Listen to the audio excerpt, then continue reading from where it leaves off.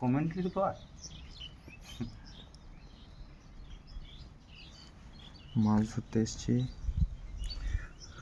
টোটন দাই সুজির টোপ বানাচ্ছে। কোথা থেকে শিখলে টোটন দা?